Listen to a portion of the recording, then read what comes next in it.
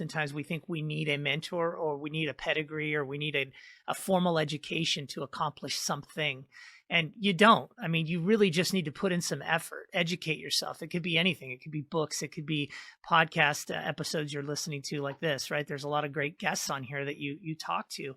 And, I think many of us go through life just kind of feeling incomplete. We don't know what's possible. We kind of accept that, right? It's like, well, I don't know, and I don't have a positive circle of influence, so I don't know any other way. Right. And so we sort of accept that. And I think the solution in some cases is opening yourself up to unlikely mentors. And I'll give you an example real quick in just a second of my unlikely mentor and how I got into real estate. And I say unlikely mentor because this person is not a mentor. They'd probably hit you in the head with a stick if you tried to call them a mentor. They're not a mentor, but they actually are.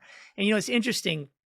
Forbes Real Estate was quoted as 14% of mentors are actually, only 14% of mentors are actually formal mentors, the ones that were established as mentors, and like over 60% are informal. They're not mentors. They're just relationships that you have, right? And these unlikely mentors provide perspective. So for me, I was in the stock market. I was investing and I thought, well, this is the way. I would think I was averaging like 7%. After I started making money in sales, my CPA told me you need to put money away, otherwise you're going to pay all these taxes. And so that led me down this journey to explore. I went into the stock market, was plugging along, and during a chance lunch one time, we started talking about real estate. A friend of mine, and he started educating me on the power of rentals. Right, and we're back of the napkin, back and forth, and I had this epiphany. I said, man, I've been missing out with the depreciation, the cash flow, the equity that could be created. And so it just planted a fire in me that I just couldn't put out. So I read about 5 real estate books when I got home from that lunch, just a chance meeting. We started talking about real estate and started doing fix and flips, a little bit of land. And when I made the decision to scale and bring on a larger team and all of that, that's when we dove into multifamily. But yeah, it was a matter of somebody just